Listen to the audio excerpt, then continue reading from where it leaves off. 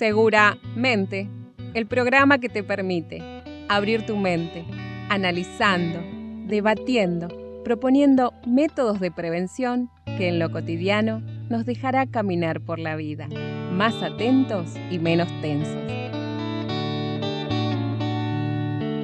Seguramente, con la conducción de Daniel Troncoso, asesor en seguridad. Bueno, buenas tardes, bienvenidos a nuestro primer programa. Quiero agradecer la participación de Graciela Almirón en locución. Muy buenas tardes a todos. Claudia López en la coordinación. Buenas tardes y bienvenidos. Bien, y tenemos el apoyo legal del doctor Ariel Bongiani. Buenas tardes, ¿cómo están todos? ¿Bien? Bárbaro. Bueno, ya hecha la presentación del equipo, vamos a hacer una pequeña reseña. La idea es presentar lo que es la temática del programa. Seguramente es un programa semanal destinado a instalar en la sociedad el hábito de la prevención. Describiremos métodos de seguridad para evitar accidentes en el ámbito del hogar, de la escuela, de la vía pública, ya sea como conductor o como peatón, creando conciencia que un gran porcentaje de siniestros son totalmente evitables con un poco de información y mucha atención. Bien. Detallaremos algunas técnicas para evitar ser víctimas de engaños o hurtos en comercios, transportes públicos, en la calle, porque los oportunistas siempre están al acecho y por lo general suelen atacar a la gente de mayor edad, a los pequeños y a los más distraídos. Y decía yo también a mujeres solas. ¿Es así, Daniel? Sin ninguna duda, sí. Quizás más por distracción que por mujer. Bien. Porque lamentablemente el tema es así. Bárbaro. En el día de hoy, el tema que vamos a tocar es cómo prevenir incendios en casa. Es un tema muy doméstico, es un tema muy de todos los días, pero que lamentablemente la gente no toma conciencia o no presta atención a determinadas situaciones que son altamente evitables y que a veces nos cuestan, no solo en lo económico, con la pérdida material, si se quema una casa, sino con lo irreparable que es la pérdida de vidas humanas cuando la situación se pone complicada. Y creo también que se conversa poco entre los integrantes de la familia. Exactamente. Es un tema que quizás algunos de los integrantes conocen parte de lo que puede pasar, de los inconvenientes que esto trae, pero quizás no lo comparten con el resto de los integrantes. Y eso me parece que debería ser así, sí, compartirlo. Exacto. Sí, sin ninguna duda que es así. Y cuando la gente trabaja, por lo general, el que más adiestrado a veces está es el hombre por el hecho del tipo de trabajo que realiza. Cuando el hombre está trabajando en una fábrica, en las fábricas hay medidas de seguridad que son obligatorias. Entonces se toman determinados recaudos. Cuando esa persona se concientiza en el orden de su trabajo, de lo que tiene que hacer, lo transmite en la casa. Con los artefactos eléctricos, con las heladeras, con el lavarropa, con determinadas cosas que están enchufadas, están, energizadas, se toman los mismos recaudos que se toman en la fábrica cuando uno va a tocar una maquinaria.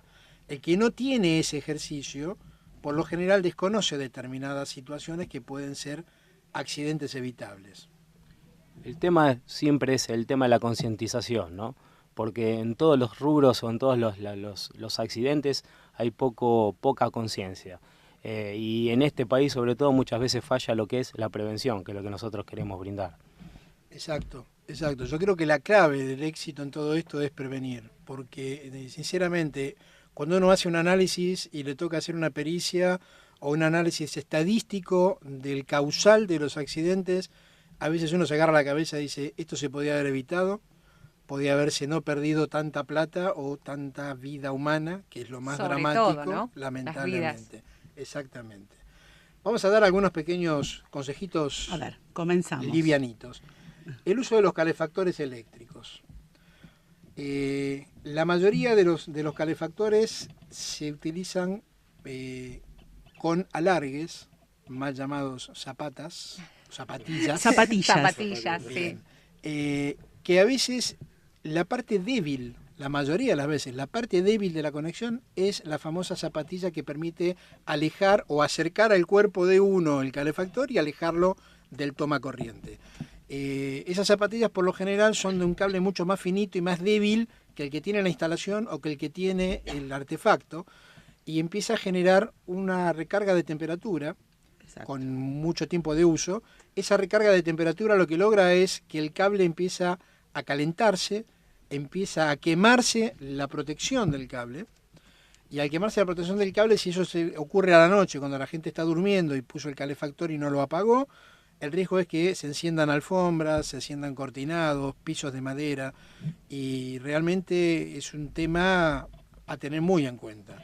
Influye también que esa llamada zapatilla tiene varias tomas, es decir, hay varias entradas de cables a distintos artefactos. Eso entonces no es conveniente en el caso de un calefactor. No es lo ideal, no es lo ideal, realmente no es lo ideal, como tampoco es ideal sobrecargar un enchufe con los famosos triples.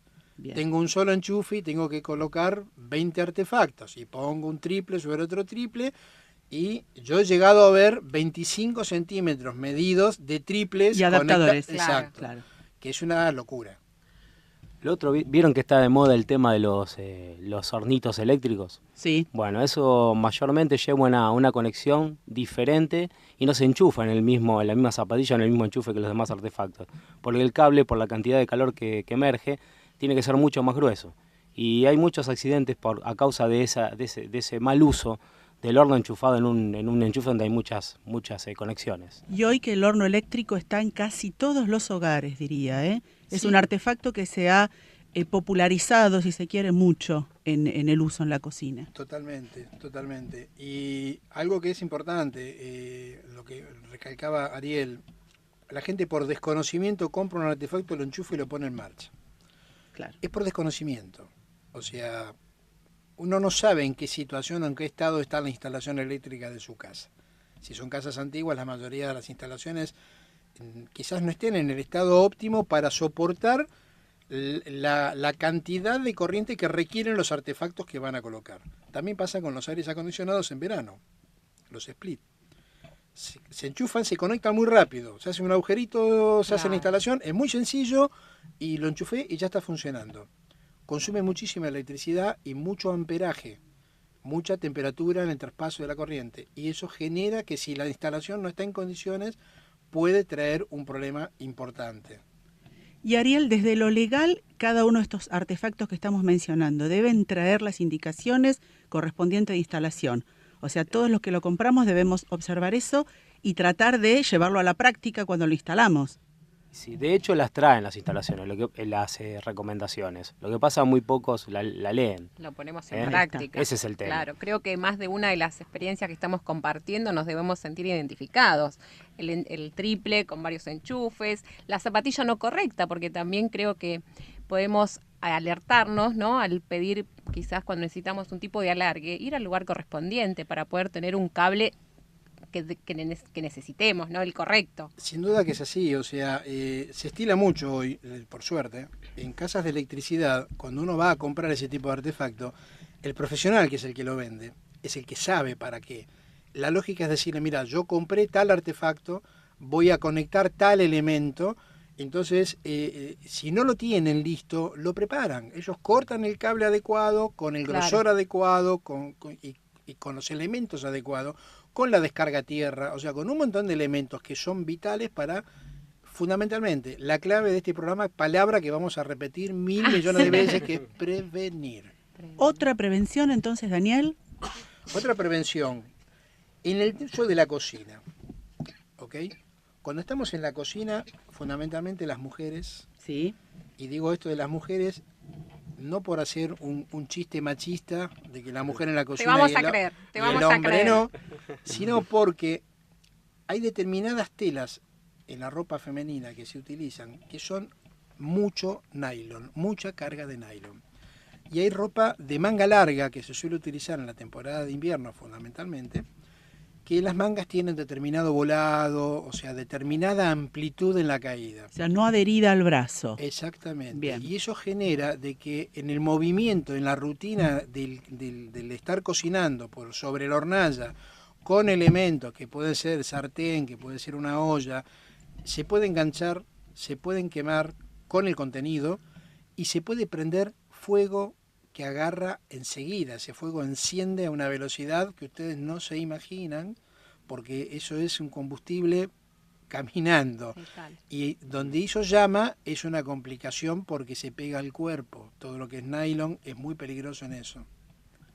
Y justamente el poder sacarse la ropa con rapidez lo asociamos a esta prevención, entonces, que en caso de prenderse fuego, lo importante es poder sacarse la ropa rápidamente. Hasta bueno, en eso hay que tener cuidado, creo. Hay un consejo que se da al respecto, que por lo general se utiliza para gente mayor o gente con determinada limitación motriz, que es también el hecho de la ropa de noche, los camisones. Nuestras abuelas, o en este caso nuestras mamás, los que somos grandes, la mayoría son también de nylon, y la mayoría tienen un cuello, 2 o 3 botoncitos en el cuello, y se ponen tipo remera. ¿Okay? Se ponen desde la cabeza por los brazos. No es una ropa fácil de sacar en caso de que tenga algún tipo de siniestro. Lo lógico sería que tendría que tener botones completos o cierre, un elemento que permita abrir con rapidez y desprender la ropa con rapidez. ¿Okay? Yo lo que quería agregar con respecto a la ropa, nosotros veraneamos en camping y hay muchas normas en los campings con respecto a la ropa de nylon. Por ejemplo, que no se puede uno acercar a las parrillas cuando están encendidas o algún artefacto eléctrico. Tratan de disminuir ese riesgo de que se prenda la ropa, y en un camping, bueno, como ustedes saben, se puede prender fuego todo rápidamente. Y hay normativas que empezaron ahora, antes no estaban, están puestas en carteles en los distintos lugares. Creo que lo de los camping, además de ser una prevención justamente para preservar, bueno, la vida en principio de los que están, también desde el punto de vista legal deben tener que hacerlo como una forma de cumplimentar determinadas reglas. Por eso se hace. Sí, es parte de las normativas cuando uno entra de las instrucciones que se le da. Bueno, si uno las incumple es responsable por los daños que pueda causar, ¿no? Tengamos en cuenta que un camping, uno piensa está al aire libre. Sí. Si uno se llega a encender la ropa de uno y logra desprenderse de esa ropa y no tiene la precaución de tirarla al piso, taparla con tierra o ahogarla de una manera para sacarle el oxígeno y que la ropa se apague, quizás en la desesperación uno la arroja, la revolea como quien dice vulgarmente y cae sobre zonas donde hay hojas secas, ramas. Efecto en cadena parece. Exacto. Claro. Es una reacción en cadena que no es sencilla de parar. Por eso también hay fogones que están en lugares determinados, no se permite hacer fuego en cualquier lado. Entonces hay medidas de prevención que verdaderamente hay que cumplirlas. El tema es ese. Tenemos que aprender a que cuando hay una regla la tenemos que cumplir. Bien. Y hablando de fuego, taparlo, volvemos nuevamente al tema de cocina. Cuando se produce en esas llamaradas muy altas, el tema del spar, la boata que lo recubre, es peligroso. Entonces sería tapar con una olla, con una tapa, por ejemplo, para prevenir esa llamarada. Ese es el método que utilizan el 90% de los chefs, que seguramente si alguno está escuchando lo invitaría a que participe y nos llame y dé su opinión, porque realmente no existe, creo, en ninguna parte del mundo, ninguna cocina de restaurante o de hotel que no se prenda fuego por lo menos una vez al día, una sartén, o sea, un sartén o una olla, algo que estén cocinando donde pueda llegar a tener aceite y entra en ebullición porque se coloca el producto que por ahí está congelado y eso tiene agua y entonces larga y hace una digamos, una pequeña explosión. ¿Sí? De la mezcla del agua y la temperatura, digamos, el agua helada y la temperatura caliente del aceite, y larga una llamarada porque es instantáneo eso. Automáticamente lo tapan con una tapa que es por lo general de un diámetro superior al del recipiente, se ahoga, se le quita el oxígeno, que es una de las maneras de apagar un fuego, y no pasa mayores. Generalmente se toma la olla y se trata de moverla. Eso es lo peor que se puede hacer, porque generás más aire, más oxígeno. Exacto, no muevan ese sartén o esa olla. De hecho, habría que desmitificar también el hecho de decir que todo se apaga con agua, ¿no? Totalmente. Mira, justo lo que estaba por comentar también, esa imprudencia que tenemos, ¿no? Vemos fuego, instantáneamente pensamos en agua. Es un instinto, pero a veces el instinto no siempre, digamos, está a favor de la supervivencia, porque también el instinto hay que acompañarlo con conocimiento. O sea, Sería importante que vayan tomando nota de todas estas advertencias, estos tips, porque realmente son de uso diario, cotidiano, que nos rodean todo el tiempo. Ya hemos mencionado varios y todos importantes. Así Sí. que les decimos a nuestros oyentes que vayan tomando nota. Perfecto. Lo que nos vamos a salir del ámbito de la cocina. A ver, Ya ¿para dónde vamos? Hemos cocinado demasiado. Y ahora vamos a ir al living. A ver, El ¿qué living. pasa en el living? ¿Qué pasa en el living para los fumadores? ¿Qué pasa en el living para los fumadores que tienen la costumbre de sentarse a ver una muy buena película, tomarse una copita de algo, distenderse, fumarse un cigarrillo y tener el encendedor arriba del apoyabrazos o en el medio de los almohadones mientras que estamos mirando? Y más de una vez ha pasado de que cae una colilla y no se dan cuenta. Y eso no hace llama en el momento. Eso trabaja muy lentamente. ¿Ok? Es un tema que da un poquito para más, si te parece. Perfecto. Vamos a una tanda publicitaria. Cuando volvemos, les explicamos de qué va el tema del cigarrillo en el sillón. En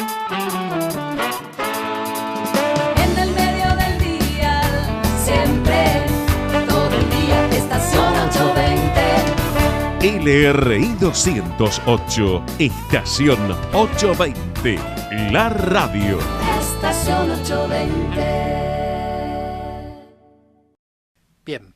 Te pido un favor, Graciela. ¿Por qué no, Sí. no le comentás a nuestros oyentes los medios de comunicación como para que puedan interactuar con nosotros si tienen consultas o comentarios al respecto? Bien, se pueden comunicar a nuestras líneas telefónicas, el 4243-7891 o al 4292-3846. También nos pueden enviar un correo electrónico a seguramente am820@gmail.com y nos pueden seguir también por Facebook, Segura-Medio Mente.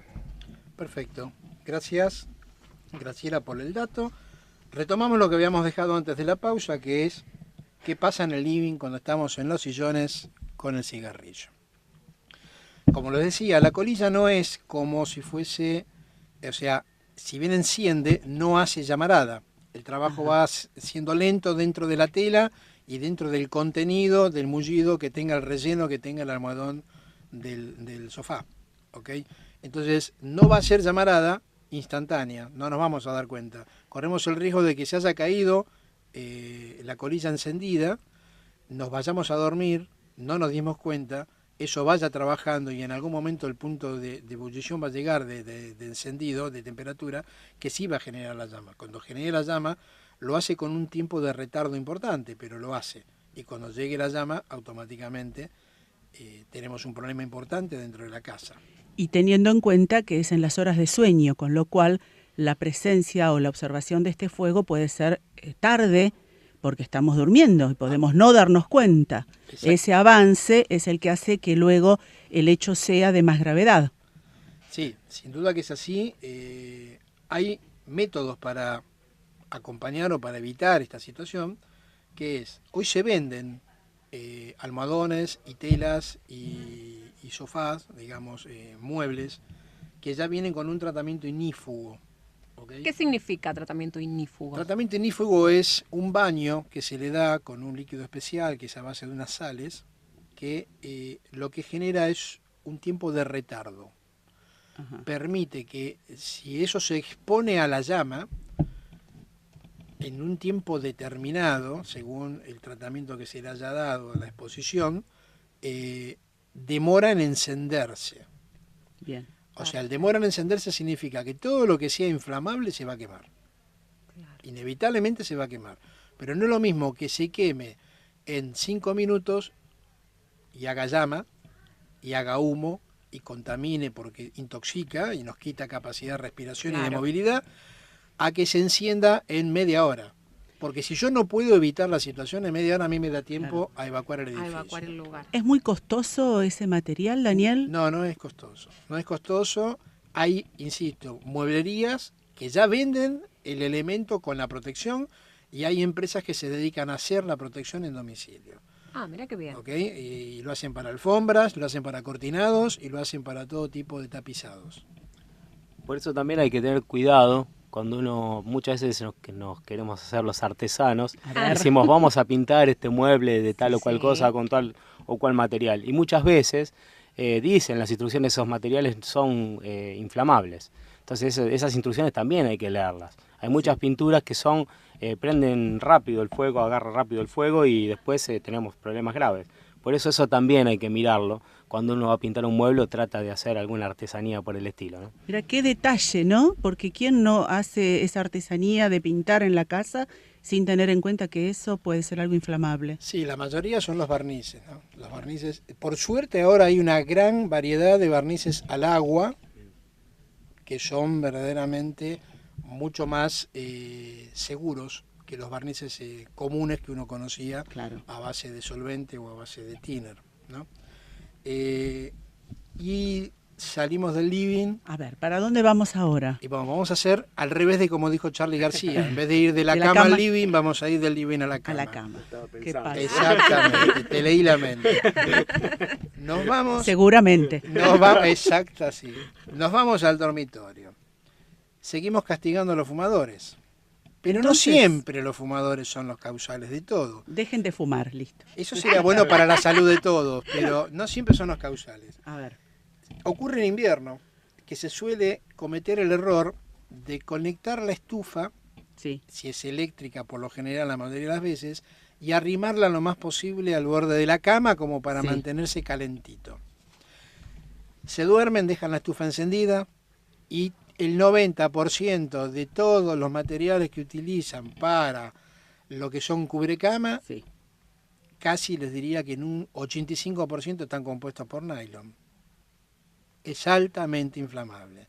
El mínimo roce por un movimiento que podamos generar nosotros, al darnos vuelta en la cama, que la cobija se mueva, se caiga o se apoye por arriba de la estufa que está encendida, va a generar una llamarada importante y si nos agarra dormido vamos a tener un problema. Un gran porcentaje de la gente que fallece en un incendio no es que muere quemada, muere por asfixia.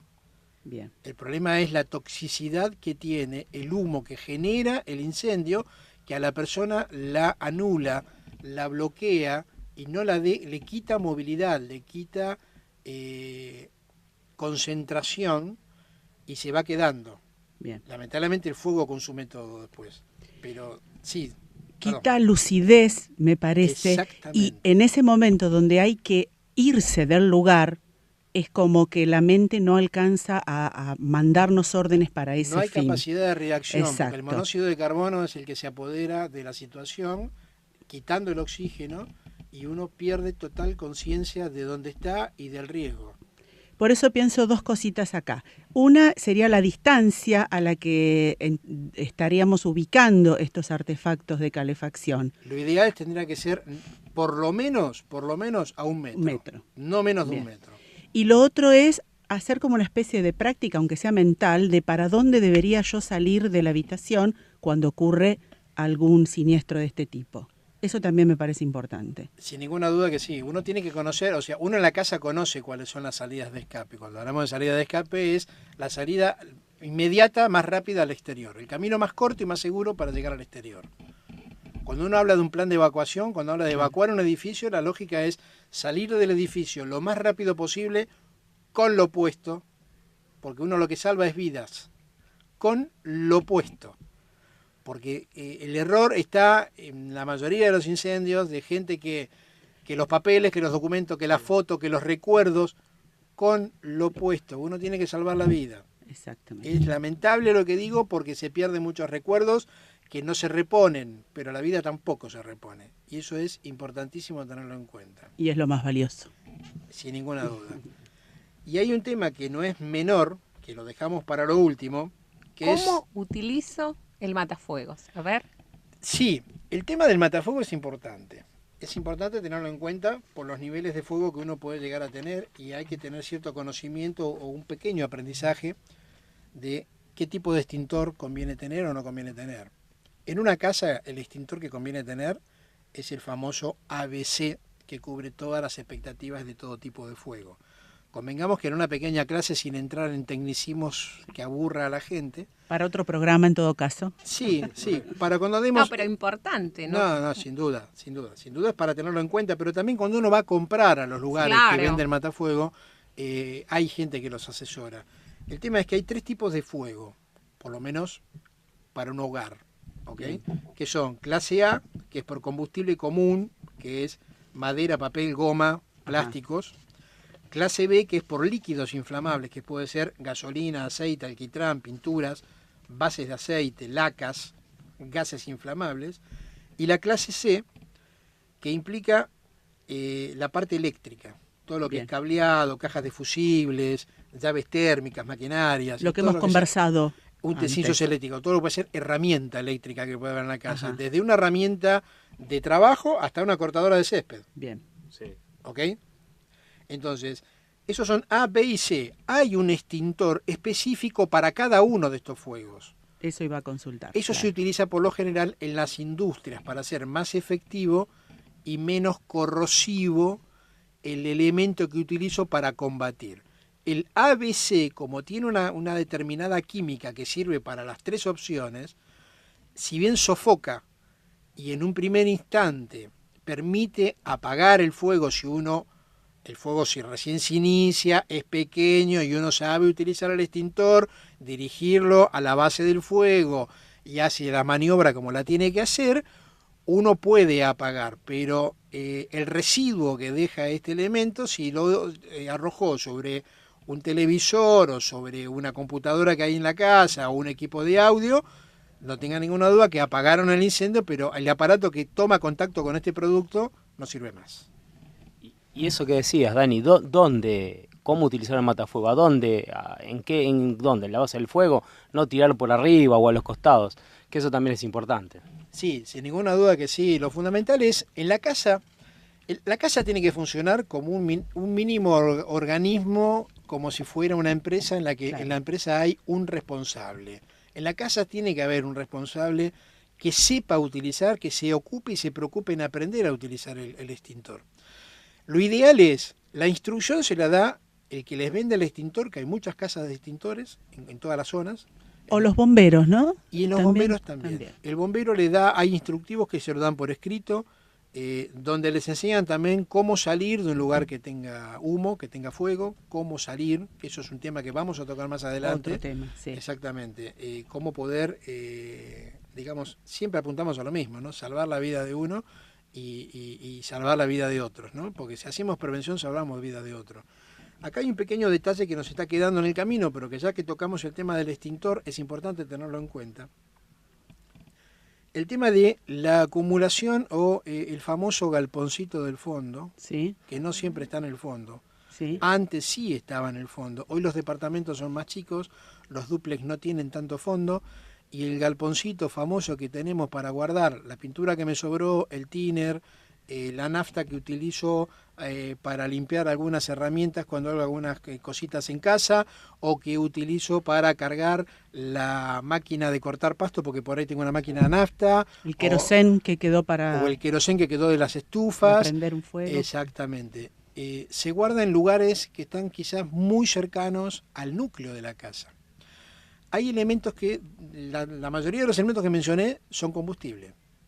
Pero la gasolina es la más peligrosa de todas porque no solo es combustible, porque sino que también acumula gas.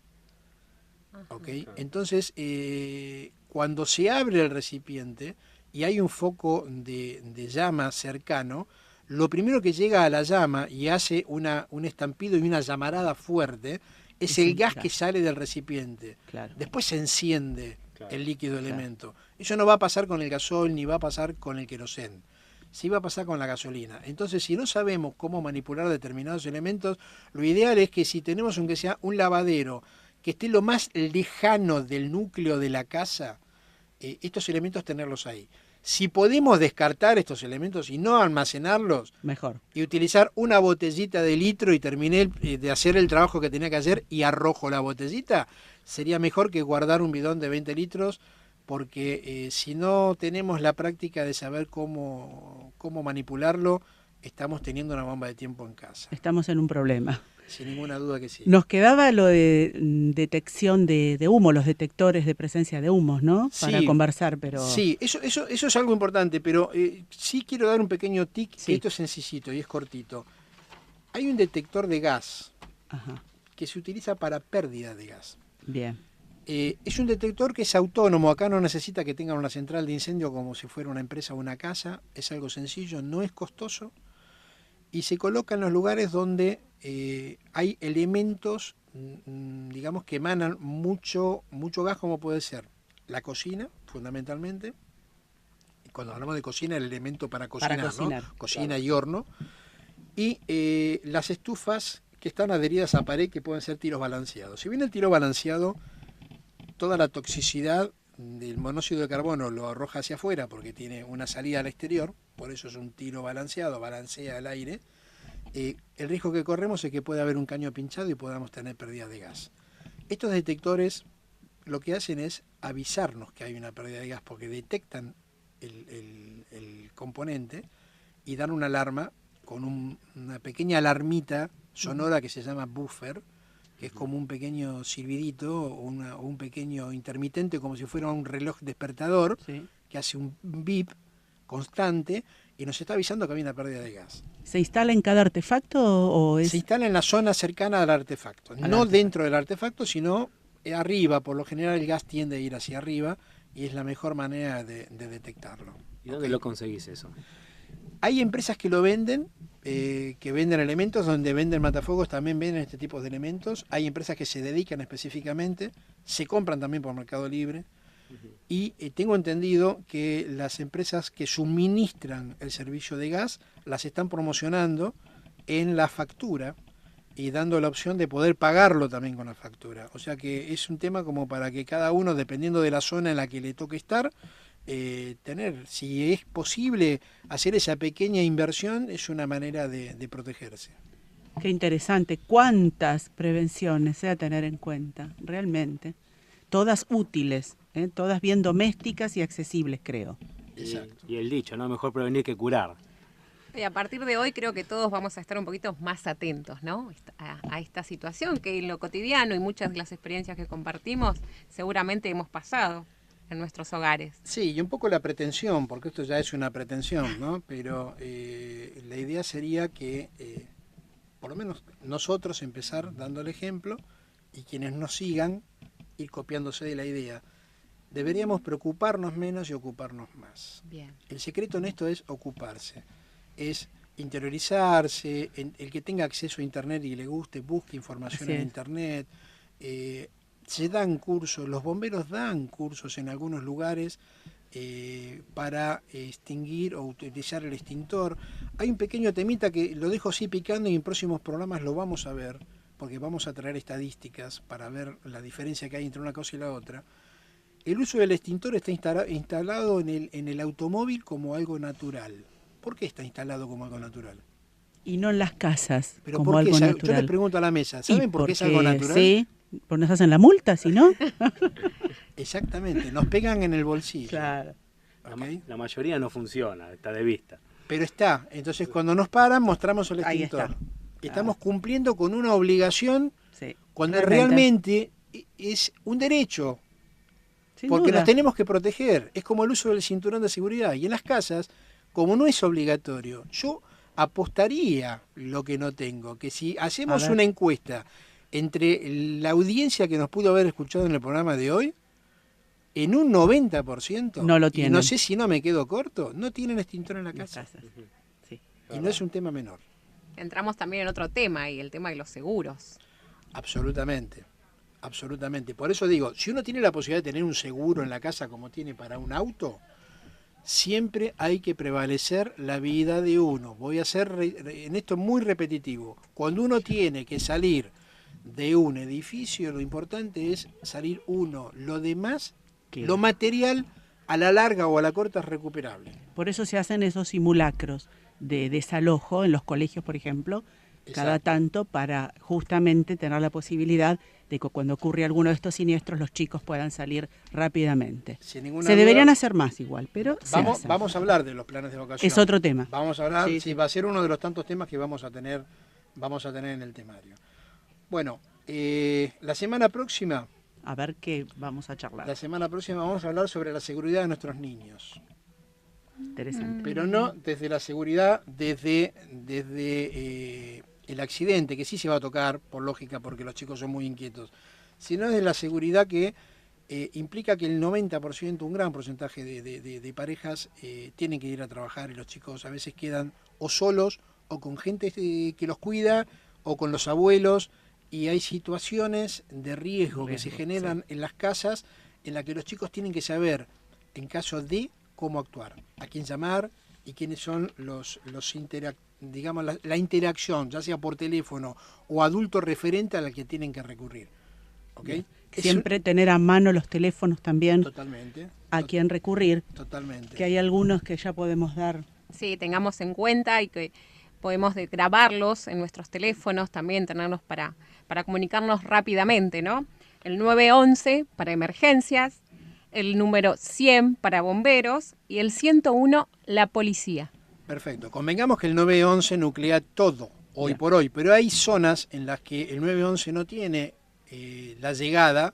Estamos hablando de zonas del conurbano y alejadas que no tiene la llegada que tiene que tener.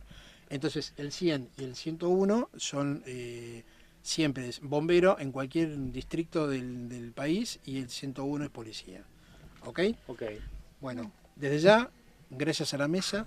Gracias a vos. Por la participación. Dani, nos vemos. Y nos vamos con un tema musical de Oscar Alemán que se llama Ritmo Loco. Hasta la próxima. Hasta la Chau, próxima. chau. Gracias. Hasta luego.